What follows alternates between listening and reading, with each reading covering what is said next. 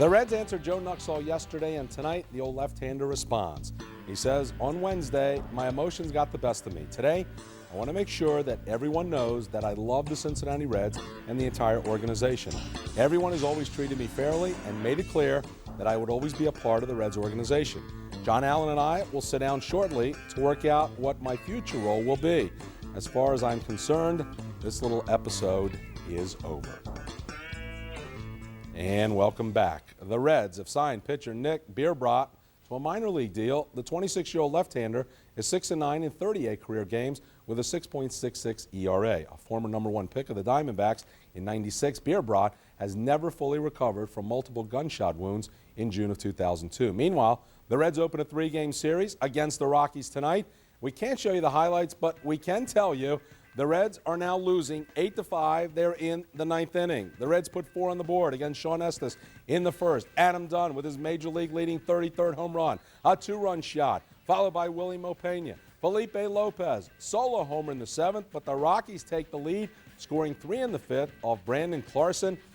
Make that Brandon Clausen. The Rockies now 8-5, top of the 9th. Also news from Colorado, Larry Walker of the Rockies has been traded to the Cardinals. Who else? This is your Gold Star Chili Reds wrap. I'm Jim Day on the field. It was a night where the Reds out-hit the Rockies 12-9, and Brandon Clausen was introduced to the mile-high air baseball, where baseballs are flying out of the yard. Let's take you through this one. Top of the first, the Reds would blow a 4-0 lead in this one. Casey started it off with an RBI single. Friel scored, who had singled ahead of him. 1-0 Cincinnati, and next batter, there it is, Adam Dunn. 2-run dinger the other way. 4th home run in the last 3 games. How about back-to-back home runs? Willie Mo. Next batter, number 17 for Willie Mo. 4-0 Cincinnati, but bottom of the first, Todd Helton says, yeah, I'm used to hitting in this mile-high air. 431 estimated on that job. It was 4-2. Then this error by Jason LaRue in the 5th would allow a run to score. That tied the game up at 4. Later in the 5th, Vinny Castilla with the RBI double. Royce Clayton came in to score easily. It was 5-4. Then the Rockies tied it.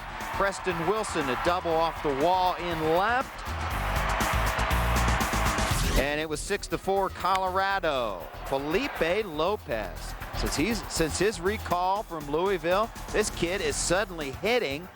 3rd home run since being recalled from AAA. It was 6-5 Colorado, but then the Rockies added to it a solo home run.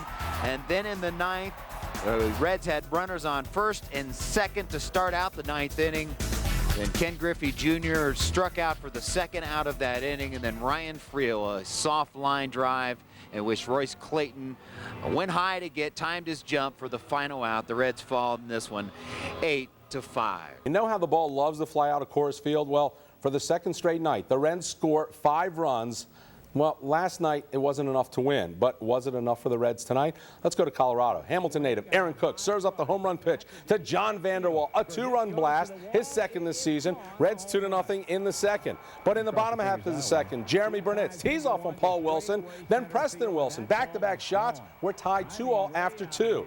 Adam Dunn, he's been on a tear, banging his 5th homer in 4 games, 1 game shy of the Reds' record. Number 34 this season, deadlocked 3 apiece. But the Rockies blow it open with 5 runs in the 6th. Todd Green's run-scoring single gets the Rocks rolling. The Reds lose their 2nd straight, 9-5. And finally tonight, Greg Maddux with his 300th win. He's only the 22nd pitcher in baseball history to accomplish that feat. It was once again a night where the Reds put up enough runs to win, but the Colorado Rockies, playing in this thin air, scored more Reds than the run. Let's start it off in the 2nd inning. John Vanderwall getting a start in right. The former Rocky knows how to hit here. 2-run home run, 2nd as a Red. It was 2-0 Cincinnati, but in the bottom of the 2nd, Jeremy Burnett. This one was long gone as Wilson watches it go into the wilderness in center. Next batter was Preston Wilson. Back-to-back home runs off of Paul Wilson. The game was tied up at 2. Bottom of the 3rd, Felipe Lopez. Taylor-made double play. They do get the force out, but a run came in. The Reds would have got out of the inning with the double play. In the 5th inning, there's the home run last night for Dunner. Number 34, he leads the majors. Tied the game up at 3, but in the bottom of the 6th, the rookie George Piedra, his first major league hit, just called up from AAA, and he delivers with a 2 RBI single. And then later in the inning, whoops, again, Felipe Lopez boots a ball. Run comes in. They would add another run in the 6th. Felipe tried to make up a little bit for it. Second straight night with a home run. He's swinging a hot bat. Just having trouble with the glove.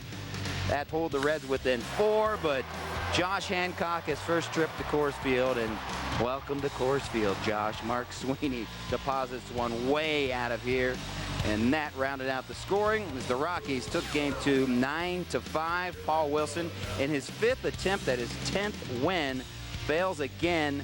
9-3 is his record. Adam Dunn 2 for a home run. As I said, the 34 RBIs leads the major leagues. And welcome back. Still no Barry Larkin or Ken Griffey Jr. in the Reds starting lineup today. That's not good. And speaking of not good, it can't get much worse for Corey Lytle, who comes to Coors Field on a career-high 5-game losing streak. He hasn't won since June. Let's go to Denver. As the Reds jump all over the Rockies starter Jeff Becerra on the first. William Opeña, hot smash up the middle off shortstop Luis Gonzalez in the center. Ryan Friel, Sean Casey, come on in. Reds 2-zip. Next up, D'Angelo Jimenez, base hit the left. Adam Dunn scores on the double. And the Reds are on top 3-0. It's 4-0 in the second. Bases loaded for Sean Casey. You know, Sean has never hit a grand slam, still hasn't, but this will do. Base hit to right, plates Lytle and Friel. It's 6-zip. Now in the third, Juan Castro deep to center. That gets over the head of Preston Wilson. Love that thin air. Jimenez, come on down. It's 7-1. Later in the third, Felipe Lopez gets into the act. The double to left scores Jason LaRue and Juan Castro. Get yourself home.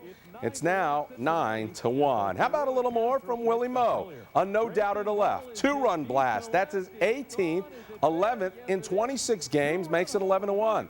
Lytle finally gets off the schneid. 6 innings, 3 runs, 6 strikeouts. Now 7-10 this season. Top 6, more offense. Willie Moe singles the left.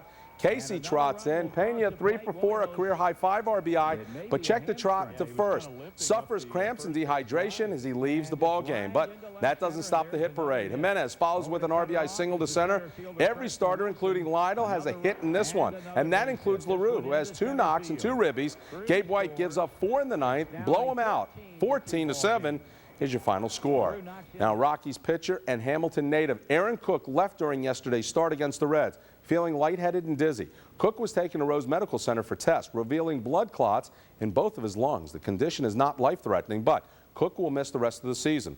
Evening, everyone. Once again, for the Reds, it is all about next year as they look for more kids to make them a future contender. They got Josh Hancock from the Phillies last month. Now he will fill Corey Lytle's spot as Corey moves to Philadelphia today for 2 minor leaguers and a player to be named later. Lytle was the Reds' biggest free agent signing in the offseason, signing a $2.75 million a year deal. He didn't earn it. 7.10 on the season, 5.32 ERA, and though he led the Reds in innings pitched and complete games, Dan O'Brien swears it's not surrender time.